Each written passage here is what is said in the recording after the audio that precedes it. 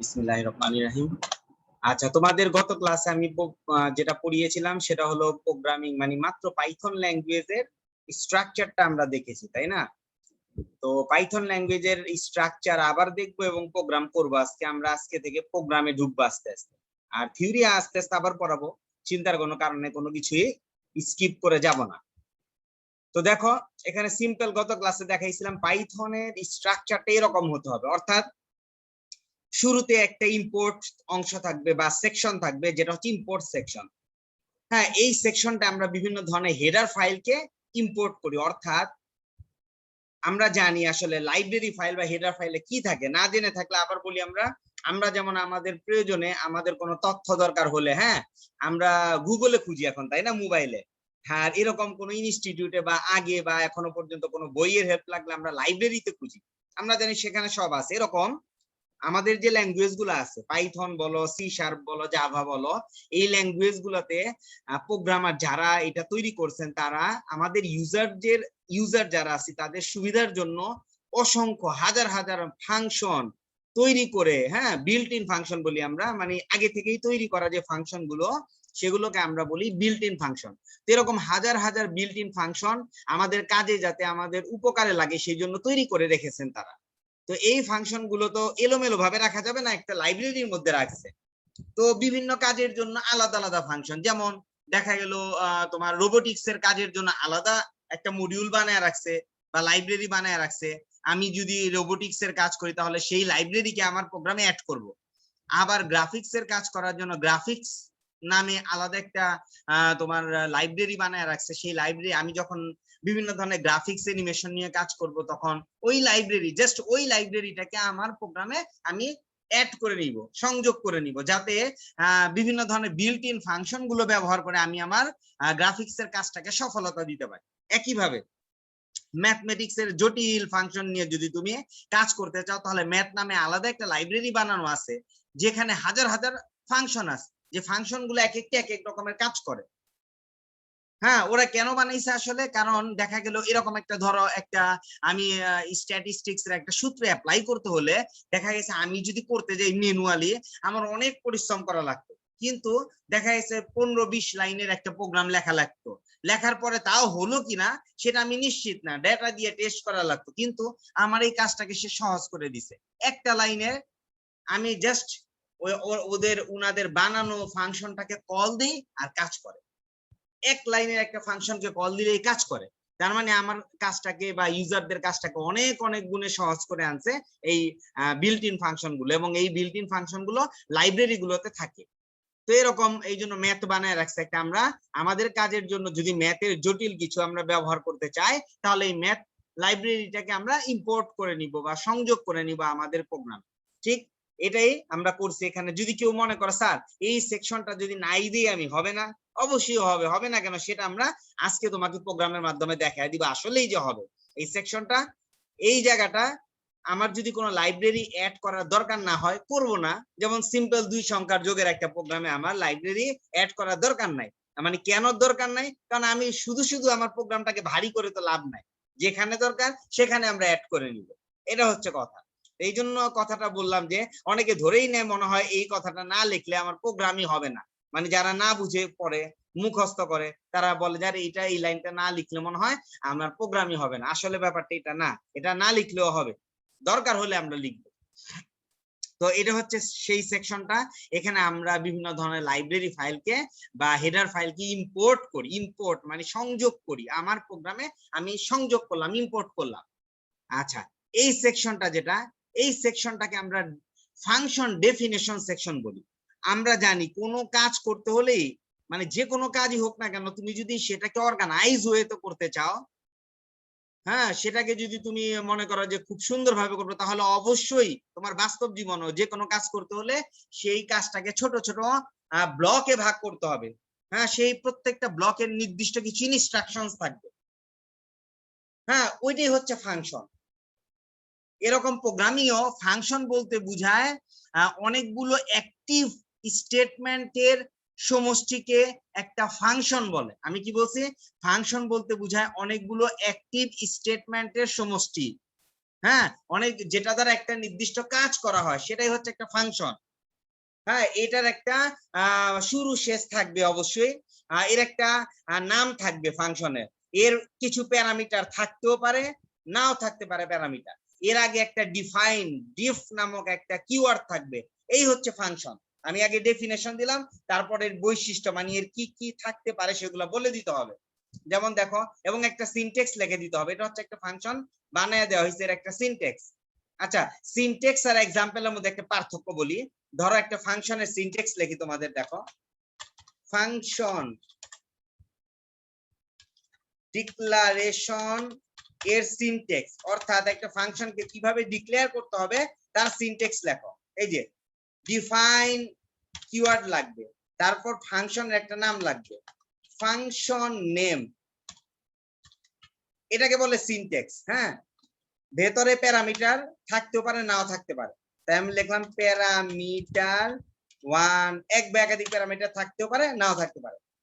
Parameter 2 সংক্ষেপে লিখে দিলাম। হ্যাঁ, তারপর হচ্ছে প্যারামিটার 3, এইভাবে প্যারামিটার n সংখ্যক প্যারামিটার থাকতেও পারে, আবার নাও থাকতে পারে।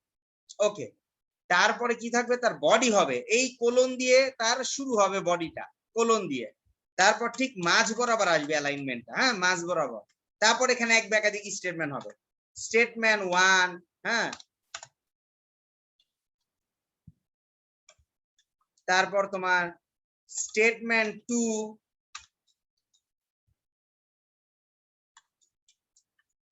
Statement and.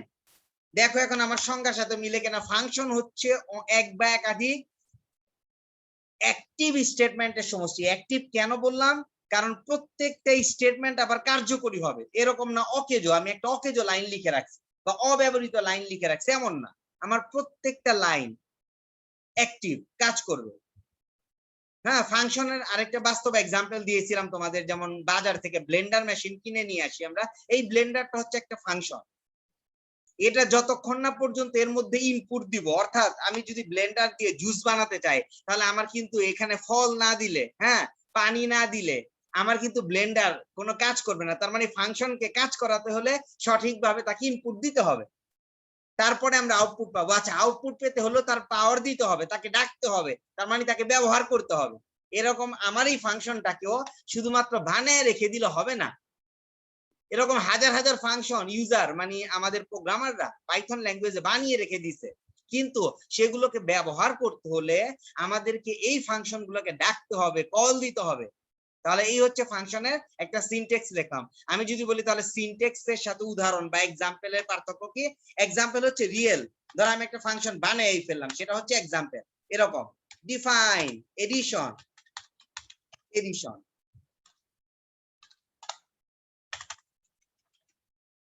a equal to 10,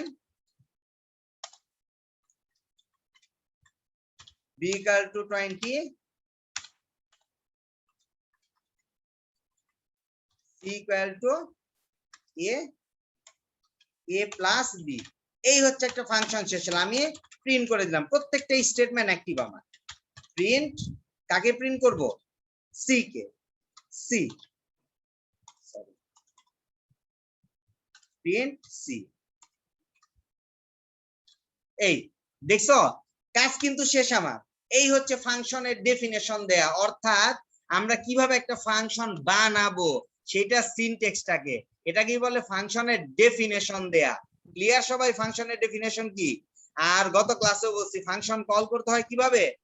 ফাংশনকে তার নাম ধরে রাখতে হয়, তাহলেই কল হবে। তাহলে কি হবে, এই ফাংশনের বডি থেকে বের হতে হলে অবশ্যই মাঝখানে আসা যাবে না, আমার একেবারে লেফট সাইডে চলে আসতে হবে, তারপর সরাসরি ফাংশনের নাম ধরে রাখবো, এডিশন, আর কিচ্ছু লিখবো না, সেমিকোলন দিয়ে দিলাম। দেখছো, ভুলেও ছোট হাতের বড় হাতের লিখবা না, এটা অত্যন্ত কেস সেন্সিটিভ। এই দেখছো, এখানে যে নামটা আছে সরাসরি এই নাম ধরে আমি ডাকছি, আর কিছু করি নাই, সাথে সাথে এই ফাংশনটা আমার কল হয়ে যাবে।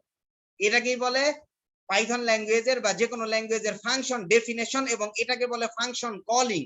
এই লাইনটাকে বলে ফাংশন কলিং, মনে রেখো তোমরা, ঠিক আছে? তো দেখো, তো এই জায়গাটা হচ্ছে ফাংশন ডেফিনেশনের জায়গা। এটা আমি আজকে আরো সুন্দর কয়েকটা প্রোগ্রামের মাধ্যমে তোমাদের দেখাবো আরো সুন্দর করে কিভাবে আমরা লিখতে পারি। ওকে, আচ্ছা ওকে। তারপর আমি আরেকটা কথা বলছিলাম, এই যে সেকশনটা কথা বলছিলাম, এই সেকশনটার ব্যাপারেও আমি একই কথা বলবো। এই সেকশনটা এই জায়গাটায় নাও থাকতে পারে। অর্থাৎ আমি বলছিলাম যে পাইথন ল্যাঙ্গুয়েজ এতটাই স্মার্ট, আমি যদি এটাকে উঠায়ও দেই, হ্যাঁ, সরাসরি এরকম লিখি এডিশন, তাহলে আমার প্রোগ্রাম রান করবে, এবং কাজ করবে প্রোগ্রামে কোনো ভুল হবে না।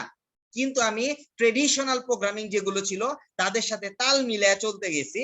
কেন? কারণ আমরা জানি প্রত্যেকটা প্রোগ্রামিং ল্যাঙ্গুয়েজে নতুন পুরানো যা আছে পাইথন বাদে মেইন ফাংশন নামে একটা ফাংশনই থাকে, যেটা ছাড়া আসলে আমার প্রোগ্রামিং ল্যাঙ্গুয়েজ মানে আমার কম্পিউটারের যে ট্রান্সলেটর প্রোগ্রামগুলো আছে, কম্পাইলার এবং ইন্টারপ্রিটার, যারা কিনা এটাকে মেশিন ল্যাঙ্গুয়েজে রূপান্তর করে প্রোগ্রামটাকে, তারা আমার এই প্রোগ্রামকে পড়বেই না।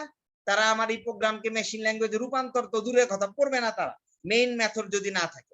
তো আমি ওই ধারাটাকে বজায় রাখার জন্য আমি মেইন মেথডটাকে এখানে রাখছি, এটা বুঝতে হবে তোমাদেরকে। মেইন মেথডটা আমার এই জন্যই রাখা। সবাই তোমরা যদি পরীক্ষার হলে এটা নাও দাও, দেখবা প্রোগ্রাম রান করছে। হ্যাঁ, পরীক্ষার হলেও কারেক্ট, এই যে তুমি সরাসরি এই ফাংশনটাকে কল দিবা। বাট আমি তোমাদের বলবো পরীক্ষার হলে আমি যেভাবে প্রোগ্রাম করাইছি এইভাবে করার চেষ্টা করবা।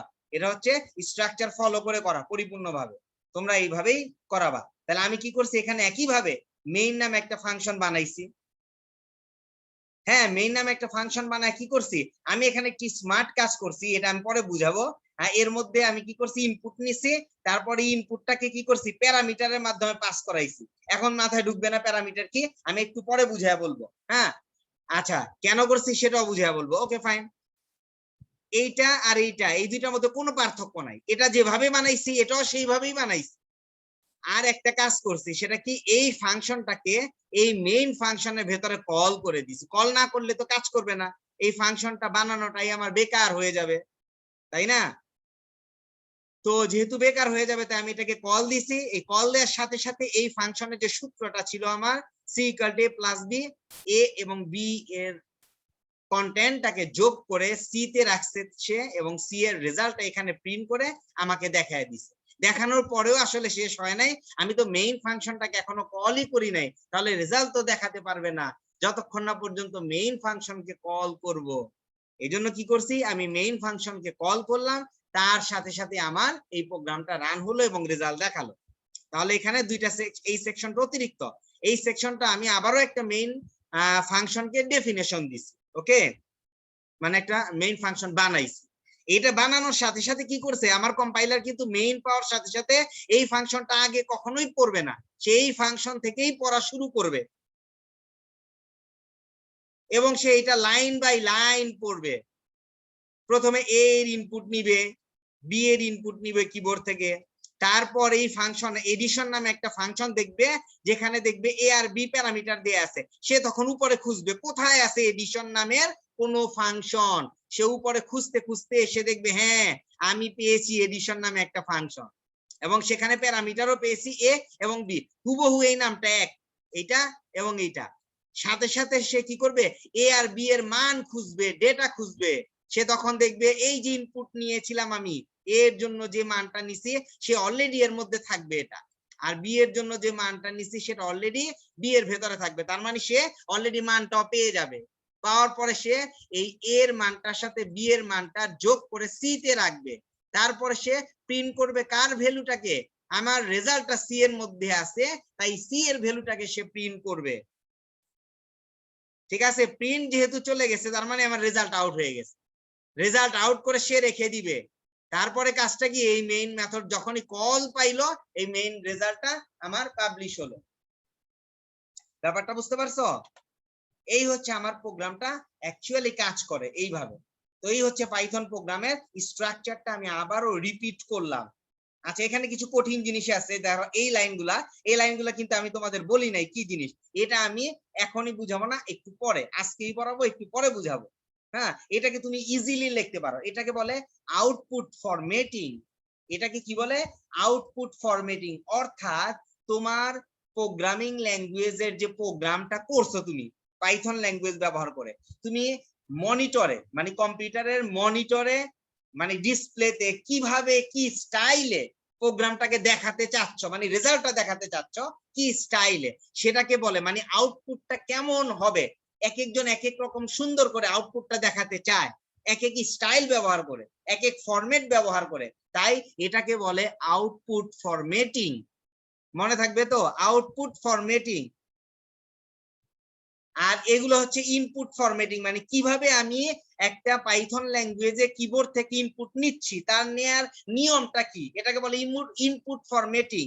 আচ্ছা, কিভাবে আমি পাইথনের একটা প্রোগ্রামের আউটপুটটাকে প্রিন্ট করছি, সেটা লেখার নিয়মটা কি, সেই নিয়মটাকে বলে আউটপুট ফরম্যাটিং। ওকে, একাধিক নিয়ম আছে।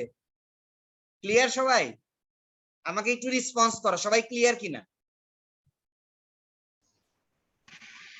জি স্যার।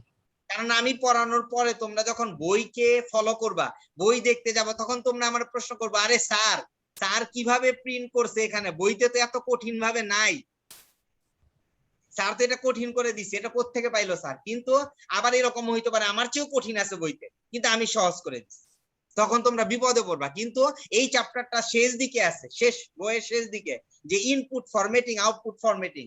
এজন্য আমি বলে দিলাম প্রোগ্রামেই, প্র্যাকটিক্যালি বলে দিলাম যে আসলে বিষয়টা হচ্ছে কিভাবে তুমি ইনপুটটা নিবা প্রোগ্রামিং ল্যাঙ্গুয়েজে। বিভিন্ন ধরনের স্টাইল আছে ইনপুট নেওয়ার, সেটাকে বলে ইনপুট ফরম্যাটিং। আবার একটা প্রোগ্রামের আউটপুটটা কিভাবে আমি দেখাবো ডিসপ্লেতে, বিভিন্ন স্টাইল আছে, এক একজন এক এক স্টাইল ফলো করে, ওইটাকে বলে আউটপুট ফরম্যাটিং। হ্যাঁ, এই হচ্ছে ইনপুট আউটপুট ফরম্যাটিং। এই স্টাইল গুলো আমি শিখিয়ে দিব তোমাদের, কোনো চিন্তা নাই। Okay fine. আচ্ছা, এই হচ্ছে আমার মোটামুটি প্রোগ্রাম। এখন আজকে আমরা যেহেতু আমাদের, হ্যাঁ, আমরা ভ্যারিয়েবল কি সংক্ষেপে বুঝতে পারছি, গত ক্লাসে পড়ছি, কনস্ট্যান্ট কি, আমরা কিছু ডাটা টাইপ দেখছি, ছোট ছোট ডাটা টাইপ দেখছি, ডিটেইলস দেখি নাই, আমাদের কাজ করার জন্য মোটামুটি, হ্যাঁ, দেখছি। ওকে, আমরা একটা প্রোগ্রামের ফাংশন বানানো দেখছি, ফাংশন কল করা দেখছি, এবং পাইথনের স্ট্রাকচারটা জানছি, কিভাবে আসলে একটা প্রোগ্রাম লিখতে হয়। আমরা কিন্তু এতটুকু জানা নিয়ে আমরা আজকে 10 থেকে 15টা প্রোগ্রাম লিখে ফেলতে পারি, সেটা আমি এখনই দেখাবো। তাহলে মোটামুটি দেখি কতজন আসছো তোমরা। ও ফাইন, 10 জন। ওকে, তাহলে আমি এখন একটা পাইথন মানে প্রোগ্রামিং ইসেনশিয়ালে তোমাদের এই সাবজেক্টে 66631 এই সাবজেক্টের কোড, এই সাবজেক্টে তোমাদের ল্যাঙ্গুয়েজ হিসাবে ইউজ করা হয়েছে পাইথন। তো আজকে আমরা জানবো পাইথন ল্যাঙ্গুয়েজে আমরা কিভাবে প্রোগ্রাম লিখবো আসলে কম্পিউটারে, সেটা স্টেপ বাই স্টেপ দেখাই দিচ্ছি। চলো আমরা একটা ব্রাউজারে চলে যাই। আমি পাইথন ল্যাঙ্গুয়েজে প্রোগ্রাম লেখার জন্য আমাদের যেটা করতে হবে, আমাদের সফটওয়্যার লাগবে কি কি। হ্যাঁ, আমি একটু লিখে দেই কি কি সফটওয়্যার লাগবে।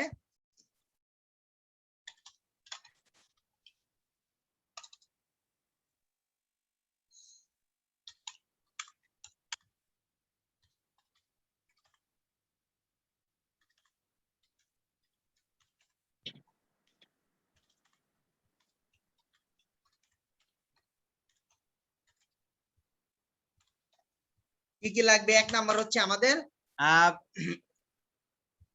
একটা আইডি এলই লাগবে। এটা জিনিসটা কি? এটা হচ্ছে ইন্টিগ্রেটেড। হ্যাঁ, একটু লিখে দিই, ইন্টি, বানান টানান মানে ভুলে যায়, অনেকদিন করোনাকালীন স্টাডি না করার কারণে মাথা সব নষ্ট হয়ে যাচ্ছে, কিন্তু বানান ভুল হইতে পারে, এই জন্য বললাম একটু সংশোধন করে নি।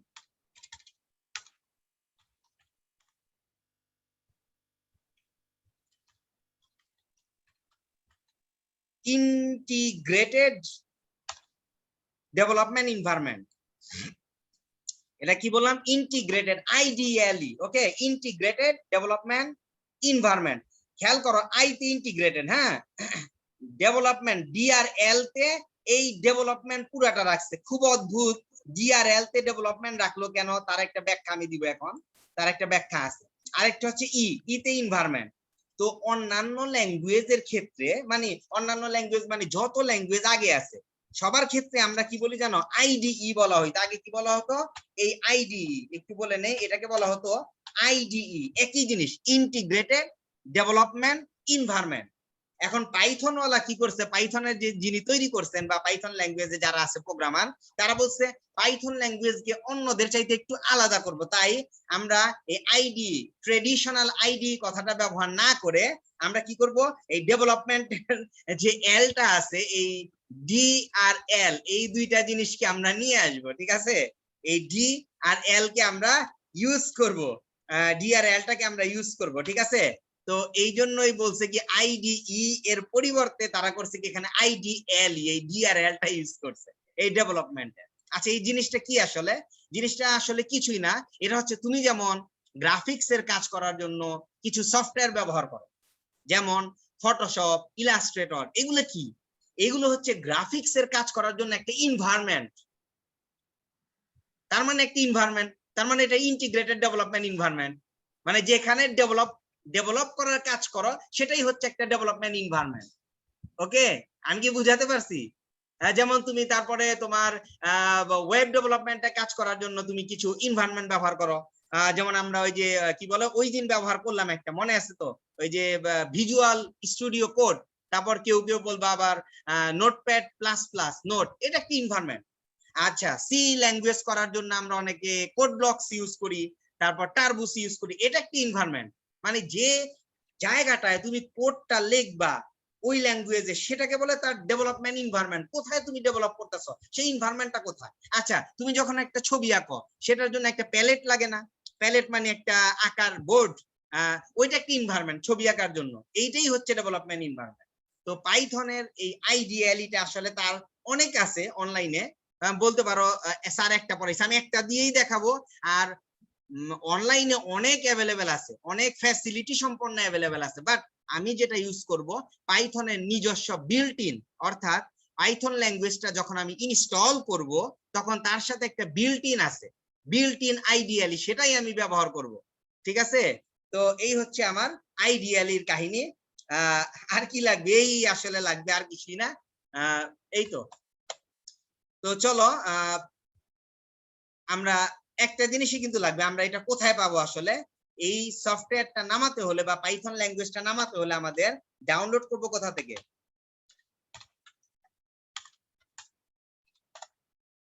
www.python.org, এখান থেকে আমাকে ডাউনলোড করতে হবে লেটেস্ট ভার্সন। হ্যাঁ, কোনো সমস্যা নেই, একটু প্রিভিয়াস ভার্সন হলেও সমস্যা নেই। অনেক কম্পিউটারে, অনেকের কম্পিউটারে একটু পুরাতন হলে নতুন ভার্সন ইনস্টল নাও হতে পারে, তাতে কোনো সমস্যা নেই, পুরাতন ভার্সন ইনস্টল করে নিতে পারবা। তো চলো একটু একটু ভিউ করে আসি, দেখি যে কোথায় আছে আসলে, কিভাবে ডাউনলোড করব আমরা। সরাসরি আমরা লিখতে পারি এখানে python.org। আজকে আমরা প্রোগ্রাম করব, হ্যাঁ, তো কিভাবে নামাবো স্টেপ বাই স্টেপ দেখে নিবা। এই দেখো ডাউনলোড, দেখো আমি ইজি খুব, python.org, এখানে সরাসরি ডাউনলোড। আচ্ছা, আরেকটা কথা, এখানে ডকুমেন্টেশন আছে, প্রত্যেকটা ল্যাঙ্গুয়েজের ডকুমেন্টেশন কিন্তু খুব ইম্পর্টেন্ট শেখার জন্য। যারা প্রোগ্রামিং এর ইঞ্জিনিয়ার হতে চাও, আসলে প্রোগ্রামিং এর এক্সপার্ট হতে চাও, তারা সব সময় ল্যাঙ্গুয়েজের ডকুমেন্টেশন পড়বা, খুঁটিনাটি। এখানে প্রত্যেকটা ফাংশনের কাজ কি সব দেয়া আছে। ভালো প্রোগ্রামার, এর চেয়ে ভালো বই আর নাই, আমি এটাই বললাম। এটা দেখাটা খুবই ধৈর্যের ব্যাপার, বাট এর চেয়ে ভালো বই আর হইতে পারে না, যে কোনো ল্যাঙ্গুয়েজের ডকুমেন্টেশন। ওকে, দেখো ডাউনলোডে আসি, ডাউনলোড, এই দেখো download for Windows Python 3.9.5, Python 3.9.5, তার মানে হচ্ছে একেবারে লেটেস্ট ভার্সন, আমারটা 3.8। তো এখানে যখন তুমি ডাউনলোড বাটনে দিবা না, ডাউনলোড হয়ে যাবে। আমি আর ডাউনলোড করব না, কারণ আমার এখানে অলরেডি দুইটা ভার্সন ইনস্টল আছে। তো তোমরা ডাউনলোড করলে ইনস্টল হবে। আশা করি তোমরা সবাই উইন্ডোজ চালাও, সুতরাং এই ডাউনলোড ফর উইন্ডোজ, এটা উইন্ডোজের জন্য ইজিলি ডাউনলোড করবা, ইনস্টলেশনে কোনো জটিলতা নাই, শুধু নেক্সট নেক্সট দিয়ে যাবা, দেখবা ইনস্টল হয়ে গেছে। ওকে, না পারলে আমারে নক করে, স্যার আমি পারতাছি না, নিজেরা এটা ট্রাই করবা। ওকে, ইনস্টল হওয়ার পর কি আসবে দেখাচ্ছি তোমাদের। তোমরা কি করবা, এখানে স্টার্ট মেনুতে যে লিখবা পাইথন, ও পাইথন লিখলে তো মানে আইডিএলই লিখবা, IDLE। দেখছো আসছে আমার এখানে, এই দেখো আমি বললাম না আমার এখানে দুইটা ইনস্টল করা, এই দেখো দেখা যাচ্ছে আইডিয়ালি 3.7 32 বিটের, আইডিয়ালি 3.8 32 বিটের, আরেকটা পুরানো ভার্সন অনেকের এগুলা নাও চলতে পারে, সেক্ষেত্রে 2.6 একটা আছে পাইথনে। তো এই ডাউনলোডে যে বুঝতে পারছো, ডাউনলোডে যে পুরানো ভার্সনও নামানো যায়। এই যে দেখো view the full list of download. তো আমি যদি ফুল লিস্টে যাই, হ্যাঁ এখানে অনেক সময় পুরানো ভার্সন আছে। এই যে দেখো পুরানো ভার্সন দেখছো, এই যে দেখো active Python release, active Python release কি কি আছে, এই দেখো পুরানো ভার্সন 2.7। হ্যাঁ এই যে ডাউনলোডের এই যে বাটন দেয়া আছে, ডাউনলোডে কি কি ভার্সন আছে সেটাও একটা শিক্ষণীয়। তোমাকে কিন্তু ভাইভাতে জিজ্ঞেস করে পাইথনের কি কি ভার্সন আছে, তখন বলতে হয় 2x। 2x মানে বুঝো তো, x 2.x, এটারে আমরা বলি 2.x। এই দেখো এইভাবে লেখা আর কি, এটাকে বলে ভার্সনকে আমরা এইভাবে অনেক সময় বলি।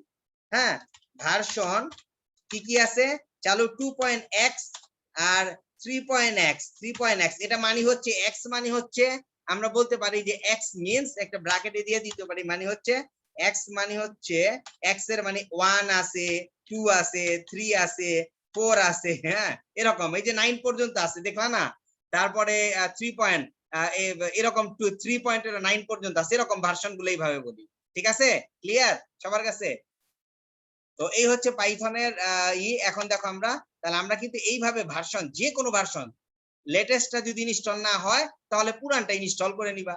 এই যে 2 পয়েন্ট দেখো আগের একেবারে কত আগে 2.6 শুরুর দিকে, এরকম একটু আগেরটা ইনস্টল করে দেখবে, এখান থেকে ডাউনলোড করলে ইনস্টল হবে যে কোনো পিসির জন্য। দেখছো কোত্থেকে আসছি, মোড়ে এসে আমরা আসলাম। তো চলো আমরা এবার এই পাইথন ল্যাঙ্গুয়েজটাকে ওপেন করি। তাহলে আমি কি বললাম, এখানে কিভাবে ওপেন করতে হবে, IDLE চলে আসছে। তা আমি 3.8 32 বিট এটাই ওপেন করলাম।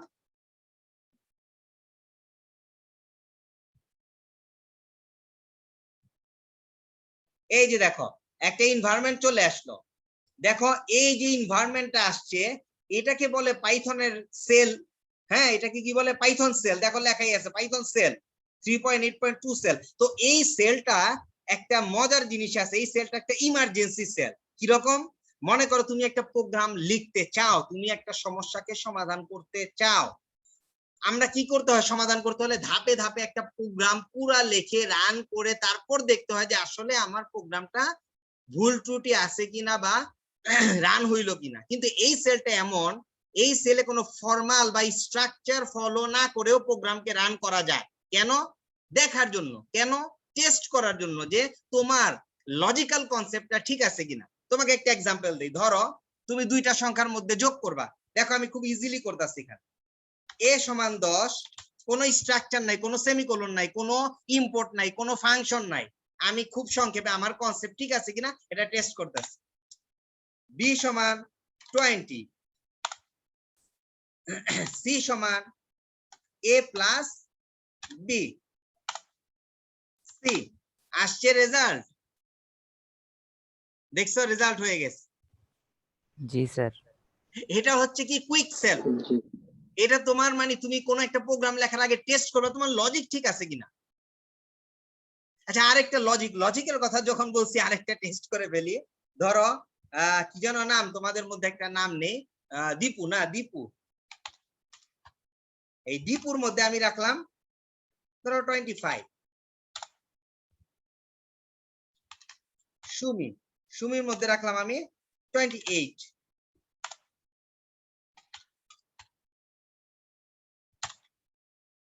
এটা অবশ্য কাজ নাও করতে পারে, এটা বেশ ডিফিকাল্ট, যেহেতু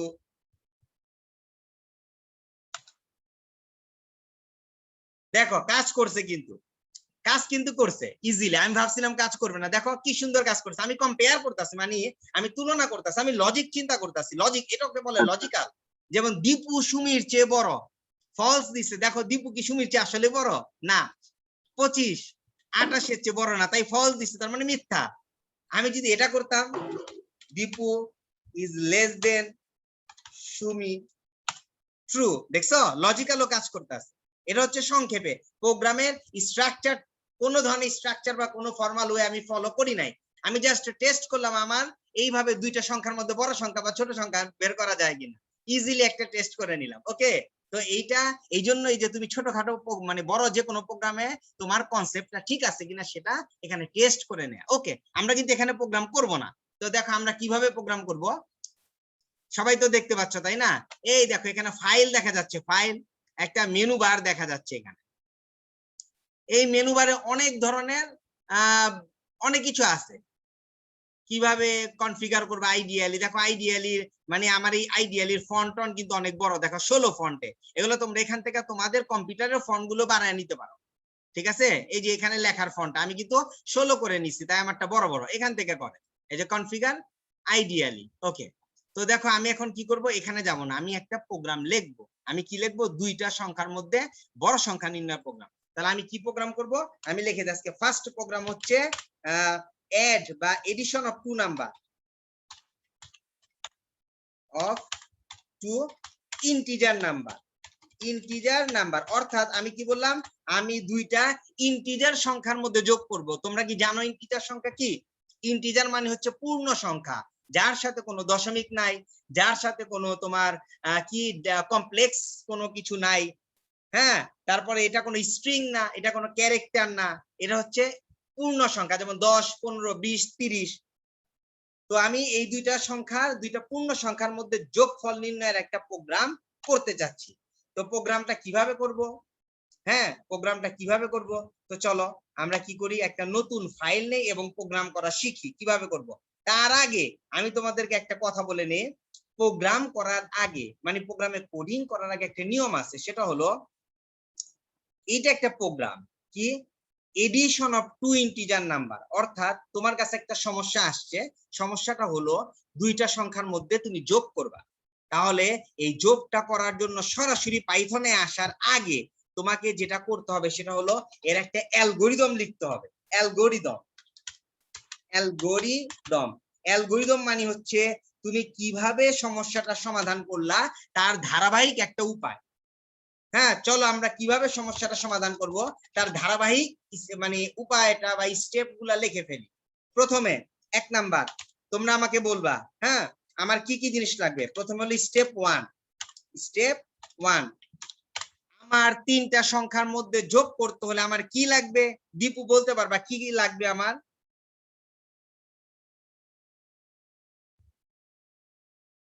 আচ্ছা, তোমার হাতে একটা ক্যালকুলেটর আছে, তোমরা যে কোনো একজন বলো।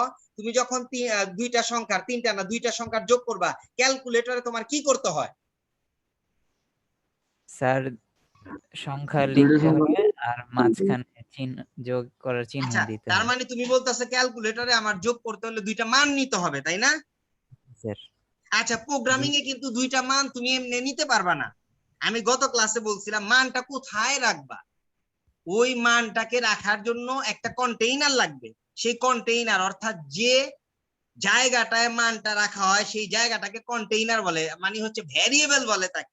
তার মানে দুইটা ভ্যারিয়েবল নিতে হবে, তাই না? তাহলে দুইটা মান রাখার জন্য দুইটা ভ্যারিয়েবল নিতে হবে। আর রেজাল্টটা প্রিন্ট করার জন্য মানে রেজাল্ট বা ফলাফলটা আমার রাখার জন্য আরেকটা ভ্যারিয়েবল, মানে দুই সংখ্যার যোগের জন্য তিনটা ভ্যারিয়েবল লাগবে। তাহলে প্রথম কাজ হচ্ছে আমার, হ্যাঁ, তিনটা ভ্যারিয়েবল নেয়া। তার মানে এ, বি আর সি, তিনটা ভ্যারিয়েবল নিলাম, তাই না? গেট ভ্যারিয়েবল বা ডিক্লেয়ার ভ্যারিয়েবল, এটাকে আমরা বলতে পারি declare. Declare A, B and C variable, তিনটা ভ্যারিয়েবল নিলাম। প্রথমে কেন নিছি? দুইটা ভ্যারিয়েবলের মধ্যে দুইটা ভ্যালু